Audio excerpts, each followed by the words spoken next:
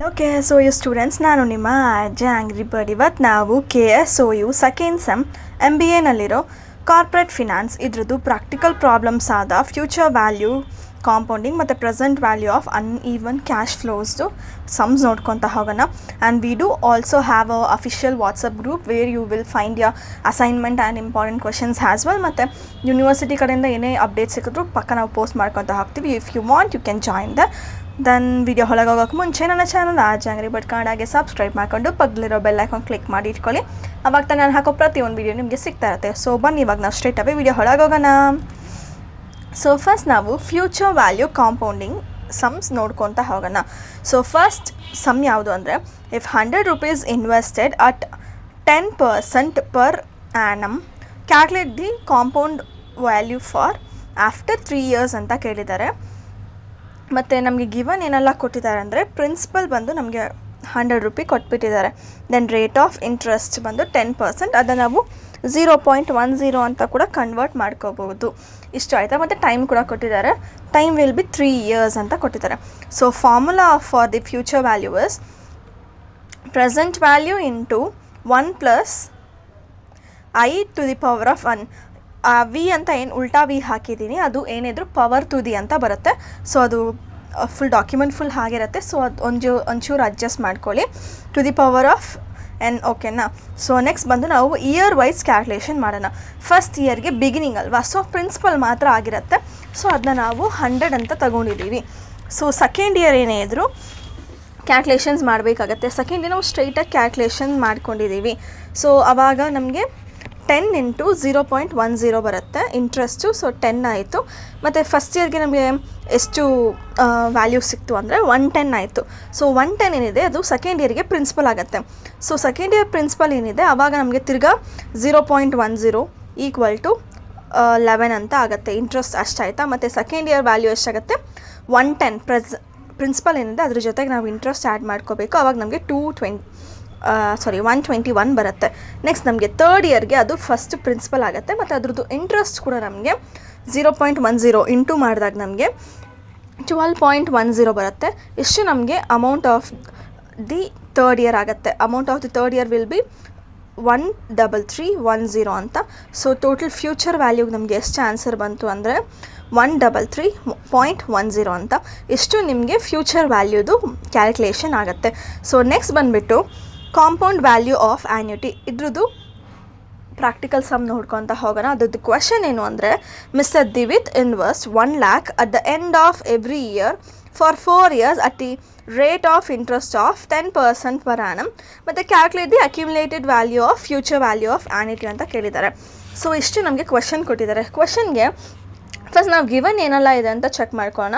ಗಿವನಲ್ಲಿ ನಮಗೆ first annuity amount ಬಂದು 1 lakh ಕೊಟ್ಟಿದ್ದಾರೆ. ಮತ್ತು ರೇಟ್ ಆಫ್ ಇಂಟ್ರೆಸ್ಟ್ ಬಂದು 10, ಅದನ್ನ ನಾವು ತಿರ್ಗಾ 0.10 ಅಂತ ಕ್ಯಾಲ್ಕುಲೇಷನ್ ಮಾಡ್ಕೊಂಡಿದ್ದೀವಿ. ಅದಾದಮೇಲೆ ನಮಗೆ ನಂಬರ್ ಆಫ್ ಇಯರ್ಸ್ ಬಂದು 4. ಸೊ ಇದ್ರದ್ದು ಫಾರ್ಮುಲಾ ಏನಪ್ಪ ಅಂದರೆ, future value equal to annuity into CVAF ಅಂತ. CVAF ಅಂದರೆ ಏನು ಅಂದರೆ ಕಾಂಪೌಂಡ್ ವ್ಯಾಲ್ಯೂ ಆ್ಯನ್ಯುಟಿ ಫ್ಯಾಕ್ಟರ್ ಅಂತ. ಸೊ ಅದ್ರದ್ದು ಫಸ್ಟ್ ನಾವು ಫೈಂಡ್ ಮಾಡಬೇಕು. ಫೈಂಡಿಂಗ್ ಆಫ್ CVAF ಅದರಲ್ಲಿ ನಮಗೆ ಫಾರ್ಮುಲಾ ಏನು ಅಂದರೆ 1 + i to the power of n -1 ಎನ್ಗಲ್ಲ ರೀ, ಈ ವ್ಯಾಲ್ಯೂಗೆ ಏನಿದೆ ಅದಕ್ಕೆ -1 ಹಾಕೊಂಡಿದ್ದೀವಿ, ಡಿವೈಡೆಡ್ ಬೈ i, ಓಕೆನಾ. So 1 + 0.10 to the power of 4 whole -1 ಮತ್ತು ಡಿವೈಡೆಡ್ ಬೈ 0.10. ಸೊ ಫಸ್ಟ್ ನಾವು ಆ ವ್ಯಾಲ್ಯೂ ಏನಿದೆ ಪ್ಲಸ್ ಮಾಡ್ಕೊಂಡಿದ್ದೀವಿ. ಪ್ಲಸ್ ಮಾಡ್ಕೊಂಡ್ಮೇಲೆ ನಾವು 4 ಟೈಮ್ಸ್ ಕೂಡ ಅದನ್ನ ನಾವು ಮಲ್ಟಿಪಲ್ ಮಾಡ್ಕೊಂಡಿದ್ದೀವಿ. 4 ಟೈಮ್ಸ್ ನಿಮ್ಗೆ ಹೇಗೆ ಮಾಡೋದು ಅಂದರೆ, ಇವಾಗ 1 + 0.10 ಬಂದುಬಿಟ್ಟು 1.10 ಅಲ್ವಾ. ಆ 1.10 ಏನಿದೆ ಅದರಲ್ಲಿ ನಿಮ್ಮ ಕ್ಯಾಲ್ಕುಲೇಟ್ರಲ್ಲಿ ಹಾಕ್ಕೊಂಡು ಇಂಟು ಅಂತ ಹೊತ್ಬಿಟ್ಟು ಈಕ್ವಲ್ ಟು ಹೊತ್ತಿದ್ರೆ 4 ಟೈಮ್ಸ್ ನಿಮಗೆ ಈ ವ್ಯಾಲ್ಯೂ ಬರುತ್ತೆ. ಪ್ರತಿ ಸರಿ ನಾವು ಆ ನಂಬರ್ನ ಎಂಟರ್ ಮಾಡಬೇಕು ಅಂತ ಏನು ಅವಶ್ಯಕತೆ ಇಲ್ಲ. ಸ್ಟ್ರೈಟಾಗಿ ನಾವು ಇಂಟು ಅಂತ ಒತ್ಬಿಟ್ಟು ಈಕ್ವಲ್ ಟು ಅಂತ ಒತ್ತಿದ್ರೆ ನಮಗೆ ಮಲ್ಟಿಪಲ್ ಆಗಿ ವ್ಯಾಲ್ಯೂ ಸಿಗ್ತಾ ಇರುತ್ತೆ. ಮತ್ತು ಇದರಲ್ಲಿ -1 ಅಂತ ಮಾಡ್ಕೋಬೇಕು. ಮತ್ತು ಹೋಲ್ ಡಿವೈಡೆಡ್ ಬೈ 0.10, ಓಕೆನಾ. ಇದು ಮೈನಸ್ ಮಾಡಿದ್ರೆ 0.4641 ಬರುತ್ತೆ. ಮ್ಯಾಮ್ ಅದಕ್ಕೆ ನಾವು ಸ್ಟ್ರೈಟಾಗಿ ಇಲ್ಲಿ -1 ಇದೆ +1 ಇದೆ, ಅದನ್ನ ಹಾಗೆ ಕ್ಯಾಲ್ಕುಲೇಷನ್ ಮಾಡ್ಬೋದಲ್ಲ ಅಂತ ಅಂತೀರಾ. ಬಟ್ ಹಾಗೆ ಮಾಡೋಂಗಿಲ್ಲ. ಇಲ್ಲಿ ಫಾರ್ಮುಲಾ ಇರೋದೇ 1 + ಇಂಟ್ರೆಸ್ಟ್ ಅಂತ. ಸೊ ನಾವು ಆ ಥರ ತಗೊಳ್ಳೇಬೇಕಾಗತ್ತೆ. ಸೊ 0.4641 ಡಿವೈಡೆಡ್ ಬೈ 0.10 ಎಷ್ಟು ನಮಗೆ ವ್ಯಾಲ್ಯೂ ಬರುತ್ತೆ ಅಂದರೆ 4.641 ಬರುತ್ತೆ. ಸೊ ಇವಾಗ ನಾವು ಫ್ಯೂಚರ್ ವ್ಯಾಲ್ಯೂ ಕ್ಯಾಲ್ಕುಲೇಟ್ ಮಾಡ್ತೀವಿ. ಫ್ಯೂಚರ್ ವ್ಯಾಲ್ಯೂ ಕ್ಯಾಲ್ಕುಲೇಟ್ ಮಾಡೋಕ್ಕೆ ಆಲ್ರೆಡಿ ನಾನು ನಿಮಗೆ ಫಾರ್ಮುಲಾ ಕೊಟ್ಟಿದ್ದೀನಿ. So 1 lakh into 4.641 equal to 4,64,100 ಆಗುತ್ತೆ. ಸೊ ಇಷ್ಟು ನಮಗೆ ಕ್ಯಾಲ್ಕುಲೇಷನ್ ಆಫ್ ಫ್ಯೂಚರ್ ವ್ಯಾಲ್ಯೂ ಆಗುತ್ತೆ. ಓಕೆನಾ, ಇದು ಬಂದು ಆಲ್ಟರ್ನೇಟಿವ್ ಸಮ್ ಇರುತ್ತೆ. ಇಫ್ ಯು ವಾಂಟ್ ನೀವು ಜಸ್ಟ್ ಒಂದು ಲುಕ್ ತೊಗೊಬೋದು, if not you can skip that. So next ನಾವು ಪ್ರೆಸೆಂಟ್ ವ್ಯಾಲ್ಯೂ ಡಿಸ್ಕೌಂಟಿಂಗ್ ಈ ವ್ಯಾಲ್ಯೂ ಇದ್ರದ್ದು ಪ್ರಾಕ್ಟಿಕಲ್ ಸಮ್ ನೋಡ್ಕೊಂಡು ಹೋಗೋಣ. ಇದರಲ್ಲಿ ಕ್ವೆಶನ್ ಫಸ್ಟ್ ಏನಾಗಿರುತ್ತೆ ಅಂದರೆ mister X will receive 2 lakh after 3 years. Calculate the present value for the rate of interest is 10 ಅಂತ 10% ಕೊಟ್ಟಿದ್ದಾರೆ. ಸೊ ಫ್ಯೂಚರ್ ವ್ಯಾಲ್ಯೂ ನಾವು ಫೈನ್ ಮಾಡಬೇಕು. ಫ್ಯೂಚರ್ ವ್ಯಾಲ್ಯೂ ಕೊಟ್ಟಿದ್ದಾರೆ, ಪ್ರೆಸೆಂಟ್ ವ್ಯಾಲ್ಯೂ ನಾವು ಫೈನ್ ಮಾಡಬೇಕು. ಅದರಲ್ಲಿ ಫ್ಯೂಚರ್ ವ್ಯಾಲ್ಯೂ ಏನಿದೆ 2 lakh ಕೊಟ್ಟಿದ್ದಾರೆ, ಮತ್ತು ರೇಟ್ ಆಫ್ ಇಂಟ್ರೆಸ್ಟ್ ಬಂದು 0.10 ಮತ್ತು ಟೈಮ್ ವಿಲ್ ಬಿ 3 years ಅಂತ ಕೊಟ್ಟಿದ್ದಾರೆ. ಸೊ ಪ್ರೆಸೆಂಟ್ ವ್ಯಾಲ್ಯೂದು ಫಾರ್ಮುಲಾ ಏನು ಅಂದರೆ future value divided by 1 plus interest to the power of n. So ಇಷ್ಟು ನಾವು ಮಾಡಿಕೊಂಡಾಗ ಆ ಫಾರ್ಮುಲಾ ಏನಿದೆ ಅದಕ್ಕೆ ನಾವು ವ್ಯಾಲ್ಯೂಸ್ನ ಆ್ಯಡ್ ಆನ್ ಮಾಡ್ಕೊಂಡು ಹೋಗಬೇಕು. ಸೊ ಫ್ಯೂಚರ್ ವ್ಯಾಲ್ಯೂ ಬಂದು 2 lakh ಮತ್ತು 1 divided by 1 plus 0.10 to the power of 3. Already ನಾನು ಹೇಳಿದ್ದೀನಿ ಕ್ಯಾಲ್ಕುಲೇಷನ್ ಹೆಂಗೆ ಮಾಡೋದು ಅಂತ. ಓಕೆನಾ, so 0.10 to the power of 3 equal to 1.331 ಆಗುತ್ತೆ. ಆ 1.331 ಏನಿದೆ ಅದಕ್ಕೆ ನಾವು 2 lakhನ ಡಿವೈಡ್ ಮಾಡಿದ್ರೆ 1,50,256 ಇಷ್ಟು ನಮಗೆ ಪ್ರೆಸೆಂಟ್ ವ್ಯಾಲ್ಯೂ ಆಗಿರುತ್ತೆ. ಪ್ರೆಸೆಂಟ್ ವ್ಯಾಲ್ಯೂ ನಾವು ಇಷ್ಟು ಇನ್ವೆಸ್ಟ್ ಮಾಡಿದ್ರೆ ನಮಗೆ ಫ್ಯೂಚರಲ್ಲಿ 2 lakh ಸಿಗುತ್ತೆ. ಸೊ ಇಷ್ಟು ನಿಮಗೆ ಪ್ರೆಸೆಂಟ್ ವ್ಯಾಲ್ಯೂದು ಡಿಸ್ಕೌಂಟಿಂಗ್ ಮೆಥಡ್ ಆಗಿರುತ್ತೆ. ಇವಾಗ ನಾವು present value of uneven cash flows ನೋಡ್ಕೊಂಡು ಹೋಗೋಣ. ಅನ್ಈವನ್ ಕ್ಯಾಶ್ ಫ್ಲೋ ಅಂದರೆ ಇವಾಗ ಅಲ್ಲಿ ಪ್ರತಿ ಇಯರ್ಗೂ ಸೇಮ್ ವ್ಯಾಲ್ಯೂ ಅವರು ಇನ್ವೆಸ್ಟ್ಮೆಂಟ್ ಮಾಡಿರ್ತಾರೆ. ಬಟ್ ಅನ್ಈವನ್ ಕ್ಯಾಶ್ ಫ್ಲೋ ಅಲ್ಲಿ ನಮಗೆ ಪ್ರತಿ ವರ್ಷ ಒಂದೊಂದು ಅಮೌಂಟ್ ಆಗಿರುತ್ತೆ. ಫಸ್ಟ್ ಇಯರಲ್ಲಿ 7 lakh ತೊಗೊಂಡಿದ್ದಾರೆ, ಮತ್ತು ಸೆಕೆಂಡ್ ಇಯರಲ್ಲಿ 6 lakh ಆಗಿದೆ, ಮತ್ತು ಥರ್ಡ್ ಇಯರಲ್ಲಿ 8 lakh ಆಗಿದೆ, ಮತ್ತು ಫೋರ್ತ್ ಇಯರಲ್ಲಿ 10 lakh ಆಗಿದೆ. ಸೊ ಇಷ್ಟು ನಿಮಗೆ ಪ್ರೆಸೆಂಟ್ ವ್ಯಾಲ್ಯೂ ಆಗಿದೆ. ಸೊ ನಮಗೆ ಇವಾಗ calculation of present value at the rate of 8% ಅಂತ ಕೊಟ್ಟಿದ್ದಾರೆ. ಸೊ ಸೊಲ್ಯೂಷನ್ಗೆ ಏನು ಗಿವನ್ ಕೊಟ್ಟಿದ್ದಾರೆ, ರೇಟ್ ಆಫ್ ಇಂಟ್ರೆಸ್ಟ್ ಕೊಟ್ಟಿದ್ದಾರೆ, ಅದೇನಿದೆ 8% ಇದೆ. ಸೊ ನಾವು ಈಕ್ವಲ್ ಟು ಅದನ್ನ ನಾವು ಕನ್ವರ್ಟ್ ಮಾಡ್ಕೊಬೇಕು ಅನ್ನೋ ಡೆಸಿಮಲಲ್ಲಿ 0.08 ಬಂದಿದೆ.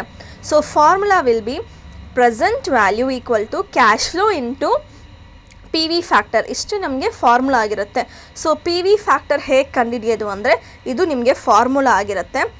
ಫಸ್ಟ್ ಇಯರ್ಗೆ ನೀವು 1 divided by 1 plus R.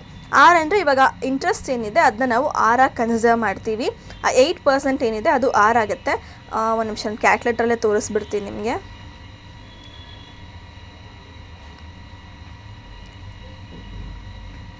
I hope the screen is visible for the calculator. So ನಮಗೆ 8% ಕೊಟ್ಟಿದ್ದಾರಲ್ವಾ. ಸೊ ಫಸ್ಟ್ ನಾವು ಡಿನಾಮಿನೇಟರ್ ಕ್ಯಾಲ್ಕುಲೇಟ್ ಮಾಡ್ಕೊಂಬಿಡೋಣ. ಡಿನಾಮಿನೇಟ್ರಲ್ಲಿ ಏನು ಹೇಳಿದ್ದಾರೆ, 1 ಪ್ಲಸ್ ಆರ್ ಅಂತ ತಗೊಂಡಿದ್ದಾರೆ.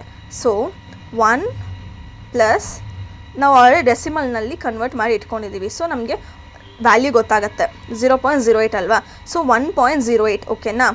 So 0.08 divided by 1.08. ನಾವು ಫಸ್ಟ್ ಇಯರ್ ಮಾಡಬೇಕಾದ್ರೆ ನಮಗೆ ಎನ್ ಬಂದು 1 ಆಗಿರುತ್ತೆ. ಸೊ ಇದು ನಾವು ಹಾಗೆ ನಾವು ಈಕ್ವಲ್ ಟು ಅಂತ ಹೊತ್ತಿದ್ರೆ ಇಷ್ಟು ಆನ್ಸರ್ಸ್ ಬರುತ್ತೆ.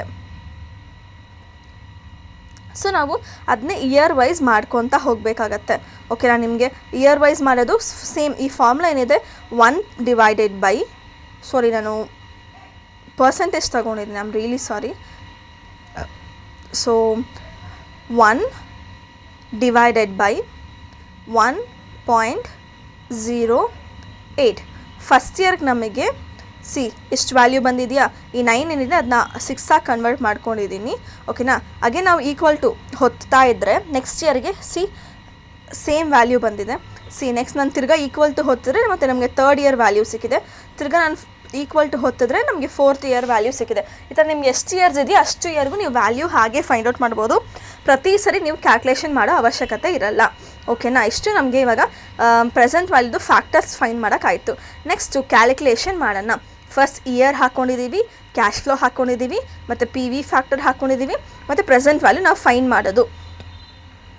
ಫಸ್ಟ್ ಇಯರ್ಗೆ 7 ಲ್ಯಾಕ್ ಏನಿದೆ ಅದರ ಇಂಟು 0.926 ಮಾಡಿದ್ರೆ ನಮಗೆ 6,48,200 ಬರುತ್ತೆ. ಸೊ ಪ್ರತಿ ಇಯರ್ಗೂ ಕ್ಯಾಲ್ಕುಲೇಷನ್ ಮಾಡಿಕೊಂಡ್ರೆ ಇಷ್ಟು ನಮಗೆ ವ್ಯಾಲ್ಯೂ ಸಿಗ್ತಾ ಇರುತ್ತೆ.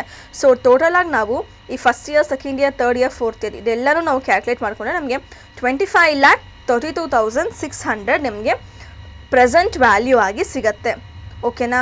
ಇಷ್ಟು ನಿಮಗೆ ಅರ್ಥ ಆಗಿದೆ ಅಂತ ತಿಳ್ಕೊತಿದ್ದೀನಿ. ಏನಾದರೂ ಡೌಟ್ಸ್ ಇದ್ದರೆ ಪ್ಲೀಸ್ ಕಮೆಂಟ್ ಸೆಕ್ಷನಲ್ಲಿ ತಿಳಿಸ್ಕೊಡಿ. ಸೊ ನೆಕ್ಸ್ಟ್ ನಾವು ಲೋನ್ ಡೆಸಿಷನ್ ಕ್ವೆಶನ್, ಇದು ಅಪ್ಲಿಕೇಶನ್ ಬೇಸ್ಡ್ ಆಗಿರುತ್ತೆ. ಸೊ ನಮಗೆ ಒಂದು ಕೈಂಡ್ ಆಫ್ ಕ್ವಶನ್ ಕೊಟ್ಟಿರ್ತಾರೆ, ಅದರಲ್ಲಿ ನಾವು ಈ ಲೆಂಡರ್ ಕಡೆಯಿಂದ ಬಂದಿರೋ ಪ್ರಪೋಸಲ್ನ ಅಕ್ಸೆಪ್ಟ್ ಮಾಡ್ಬೋದಾ ಮಾಡೋಕ್ಕಾಗಲ್ವಾ, ನಾವು ಇವ್ರಿಗೆ ಲೋನ್ ಅಕ್ಸೆಪ್ಟ್ ಮಾಡ್ಬೋದಾ ಬೇಡವಾ ಅಂತ ನಾವು ಡಿಸೈಡ್ ಮಾಡಬೇಕಾಗತ್ತೆ. A person borrows 27 lakhs. ಓಕೆನಾ?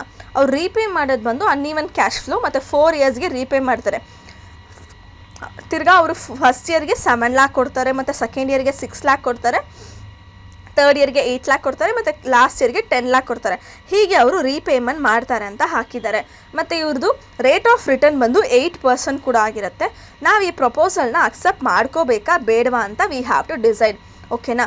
ಫಸ್ಟ್ ನಾವು ಕ್ಯಾಲ್ಕುಲೇಷನ್ ಮಾಡ್ಕೋಬೇಕಾದ್ರೆ ಪ್ರೆಸೆಂಟ್ ವ್ಯಾಲ್ಯೂ ಕ್ಯಾಶ್ ಫ್ಲೋಗೆ ಪಿ ವಿ ಫ್ಯಾಕ್ಟರ್ಸ್ ಫೈನ್ ಮಾಡೋಣ. ಹ್ಯಾಸ್ ಐ ಸೆಡ್, ತಿರ್ಗಾ ನಾವು ಸೇಮ್ ಆ ಫಾರ್ಮುಲಾ ಏನಿದೆ 1/1 + r⁴n ಮಾಡ್ಕೊಂಡಾಗ ನಮಗೆ ಕ್ಯಾಲ್ಕುಲೇಷನಲ್ಲಿ ಪ್ರತಿ ಇಯರ್ಗೂ ಪಿ ವಿ ಫ್ಯಾಕ್ಟರ್ ಸಿಗುತ್ತೆ. ಪಿ ವಿ ಫ್ಯಾಕ್ಟರ್ ಸಿಕ್ಕಿದ್ಮೇಲೆ ಸೇಮ್ ನಾವು ಕ್ಯಾಲ್ಕುಲೇಷನ್ ಹಾಕಬೇಕು. ಫಸ್ಟ್ ಇಯರ್ಗೆ 1 2 3 4 ಅಂತ ಹಾಕ್ಕೊಂಡು ಕ್ಯಾಶ್ ಫ್ಲೋ ಹಾಕೋಬೇಕು ಮತ್ತು ಪಿ ವಿ ಫ್ಯಾಕ್ಟರ್ ಹಾಕೋಬೇಕು. ಪಿ ವಿ ಫ್ಯಾಕ್ಟರ್ ಜೊತೆಗೆ ನಾವು ಇದನ್ನ ಮಲ್ಟಿಪಲ್ ಮಾಡಿದ್ರೆ ಕ್ಯಾಶ್ ಫ್ಲೋ ಮತ್ತು ಪ್ರೆಸೆಂಟ್ ವ್ಯಾಲ್ಯೂ ಫ್ಯಾಕ್ಟರ್ನ ಮಲ್ಟಿಪಲ್ ಮಾಡಿದ್ರೆ ನಮಗೆ ಪ್ರೆಸೆಂಟ್ ವ್ಯಾಲ್ಯೂ ಸಿಗುತ್ತೆ. ಈ ಪ್ರೆಸೆಂಟ್ ವ್ಯಾಲ್ಯೂ ಟೋಟಲ್ ಎಷ್ಟಾಗಿರುತ್ತೆ ಅಂದರೆ 25,32,600 ಆಗಿರುತ್ತೆ. ಎಷ್ಟು ಆಗಿರುತ್ತಾ? ಮತ್ತು ಪಿ ವಿ ಆಫ್ ಇನ್ಫ್ಲೋಸ್, ಅವ್ರು ಲೋನ್ ಎಷ್ಟು ತೊಗೊಂಡಿದ್ದಾರೆ? 27 lakhs ತೊಗೊಂಡಿದ್ದಾರೆ. ಮತ್ತು ಇನ್ಫ್ಲೋ ಎಷ್ಟು ಬರುತ್ತೆ? ನಮಗೆ 25,32,600 ಬರುತ್ತೆ. ಸೊ ಇನ್ಫ್ಲೋ ಬಂದು ಲೋನ್ಗಿಂತ ಜಾಸ್ತಿ ಇದ್ದರೆ ನಾವು ಅಕ್ಸೆಪ್ಟ್ ಮಾಡಬೇಕು. ಸಪೋಸ್ ಲೋನ್ಗಿಂತ ಕಮ್ಮಿ ಇದ್ದರೆ ರಿಜೆಕ್ಟ್ ಮಾಡಬೇಕು. ಓಕೆನಾ? ಇವಾಗ ನೋಡಿ, ನಮಗೆ ಇನ್ಫ್ಲೋ ನಾವು ಇವಾಗ ಒಬ್ಬರಿಗೆ 27 lakh ಕೊಡ್ತಿದ್ದೀವಿ ಅಂದರೆ ಅವ್ರು ರಿಟರ್ನ್ ಕೊಡಬೇಕಾದ್ರೆ ಅದಕ್ಕಿಂತ ಕಮ್ಮಿ ನಮಗೆ ರೀಪೇ ಮಾಡ್ತಿದ್ದಾರೆ. ಆ ಥರ ರೀಪೇ ಮಾಡಿದಾಗ ನಮ್ಗೆ ಅದು ಲಾಸೇ ಅಲ್ವಾ. ಸೊ ನಾವು ಫೈನಲ್ ಡಿಸಿಷನ್ ಕನ್ಕ್ಲೂಷನ್ ಅಂತ ಕೊಟ್ಟು we will reject the proposal ಅಂತ ಕೊಡಬೇಕಾಗತ್ತೆ. ಒಂದು ಸ್ವಲ್ಪ ಟ್ರಿಕ್ಕಿ ಇದೆ, ಬಟ್ ಆ್ಯಕ್ಚುಲಿ ಈಸಿನೇ ಇದೆ. ಜಸ್ಟ್ ಅವರು ಅಪ್ಲಿಕೇಶನ್ ಬೇಸ್ಡ್ ಮೇಲೆ ಅವ್ರು ನಿಮಗೆ ಕ್ವೆಶನ್ ಕೇಳಿದ್ದಾರೆ ಅಷ್ಟೇ. So next will be net present value. Net present ವ್ಯಾಲ್ಯೂಗೆ ನಾವು ಏನು ಫಾರ್ಮುಲಾ ಕ್ಯಾಲ್ಕುಲೇಷನ್ಸ್ ತೊಗೊಂಡಿದ್ದೀವಿ ಅಂದರೆ explain and calculate net present value for the project. Show net present value of A, net present value of B equal to net present value of A plus B ಅಂತ ಕೇಳಿದ್ದಾರೆ. First ಅವರು what explain ಅಂತ ಕೇಳಿಬಿಟ್ಟಿದ್ರಲ್ಲ, so ನಾವು explain ಕೂಡ ಮಾಡಬೇಕಾಗತ್ತೆ. See, explanation of net present value will be difference between the present value of cash flow and the initial investment. Initial investmentಗೂ present value cash flowಗೂ ಏನು difference amount ಇದೆ ಅದು ನಮಗೆ net present value ಆಗಿರುತ್ತೆ. Net present ವ್ಯಾಲ್ಯೂದು formula ಏನು ಅಂದರೆ total of present value inflows minus initial investment. ಸ್ವಲ್ಪ ನೋಡೋಕ್ಕೆ tricky ಇರುತ್ತೆ, ಬಟ್ ತುಂಬ ಈಸಿ ಸಮ್ಮೆ ಇದು. ಓಕೆನಾ? ಡಿಸಿಷನ್ ರೂಲ್ ಏನು ಅಂದರೆ ಎನ್ ಪಿ ವಿ 0ಕ್ಕಿಂತ ಜಾಸ್ತಿ ಇದ್ದರೆ ನಾವು ಆ ಪ್ರಾಜೆಕ್ಟ್ ಏನಿದೆ ಇಲ್ಲ ಪ್ರಪೋಸಲ್ ಏನಿದೆ ಅದನ್ನ ಅಕ್ಸೆಪ್ಟ್ ಮಾಡ್ತೀವಿ. ಸಪೋಸ್ ಅದು 0ಕ್ಕಿಂತ ತುಂಬ ಕಮ್ಮಿ ಇತ್ತು ಅಂದರೆ ನಾವು ರಿಜೆಕ್ಟ್ ಮಾಡ್ತೀವಿ. ಮತ್ತು ನೆಟ್ ಪ್ರೆಸೆಂಟ್ ವ್ಯಾಲ್ಯೂ ಈಕ್ವಲ್ ಆಗಿದ್ದರೆ ಇಂಡಿಫ್ರೆಂಟ್, ಮೇ ಬಿ ಅಕ್ಸೆಪ್ಟ್ ಮಾಡ್ಬೋದು, ಮೇ ಬಿ ನಮ್ಗೆ ಇಷ್ಟ, ಮೇ ಬಿ ಅಕ್ಸೆಪ್ಟ್ ಮಾಡ್ಬೋದು, ಇಲ್ಲ ನಮಗೆ ಬೇಡ ಅಂದರೆ ಬಿಟ್ಬಿಡ್ಬೋದು. ನಾವು ಕೊಡೋ ಸೊಲ್ಯೂಷನ್ ಕೂಡ it's so equal, so it's up to the project giver or project acceptor ಅಂತ ನಾವು ಬರೀಬೇಕಾಗತ್ತೆ. ಮತ್ತು ಇವಾಗ ನಾವು ಇನಿಷಿಯಲ್ ಇನ್ವೆಸ್ಟ್ಮೆಂಟ್ ಬಂದು ನಮಗೆ 1 lakh ಆಗಿರುತ್ತೆ.